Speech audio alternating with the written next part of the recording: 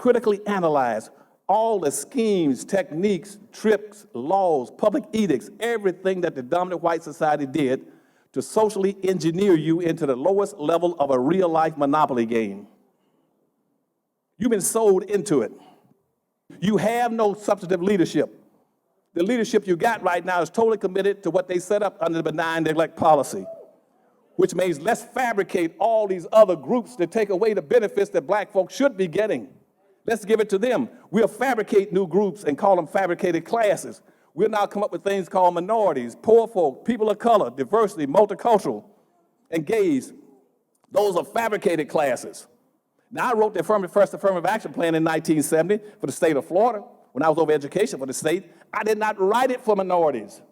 I didn't write it for gays and humpbacks and lesbians and midgets. I wrote it for black folk.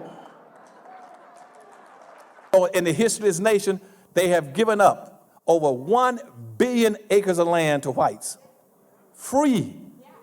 And that not only did they get the free land, but the free land and double and triple in value every 20 years. That's why they got all the wealth.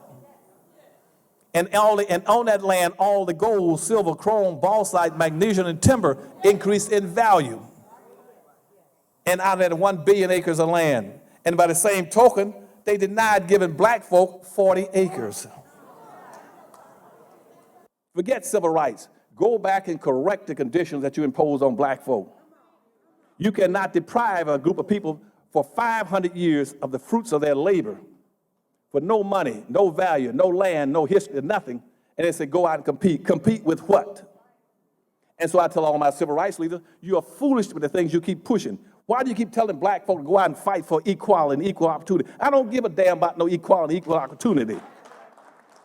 And here we are, and we buy the garbage every time because we don't understand the issues. Now, so for us, unemployment is the same as it was back during slavery. Why? When I looked at the records, I found out back in those days that in major cities like Washington, D.C., Pittsburgh, Philadelphia, New York, and Atlanta, Georgia, and Savannah, that even though you only had 200-some thousand black folk that were free, all the others, almost 6 million, were enslaved. But yet, what was the unemployment rate? They had full employment as slaves. But out of the 200,000 that were free, guess what? The employment rate for them was still what it is now, almost 35 to 40%. Just sleeping in alleys, sleeping in attics, sleeping on the corners, begging for food, walking, trying to do handyman jobs. The same thing with imprisonment at that time, that even though you only had 200-some thousand black folk free out across the country, I looked at the incarceration rate, imprisonment rate. But out of 200-some thousand black folk made up over 51% of all the prisoners. You're the only people that came to this country that were enslaved. Nobody else came here enslaved but you. You're the only people that were denied the right to vote. You're the only people that were classified as 3/5 of a human being. You're the only people that were classified as special property. You're the only people that the entire Constitution was framed on. You're the only people that an entire civil war was fought over you.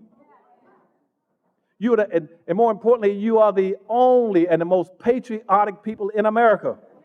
Nobody in this country, I hear all the people on these Rush Limbaugh types and the Hannitys and the O'Reillys always talking about black folk for this and black folk for that, about patriotism. Nobody in this country is more patriotic than you are. You tell them this, that Dr. Anderson told you this. You are the only people in this country, no Asian, no Arab, no Hispanic, no American Indians, anyone else. You're the only people that have fought in every war this country's ever been in.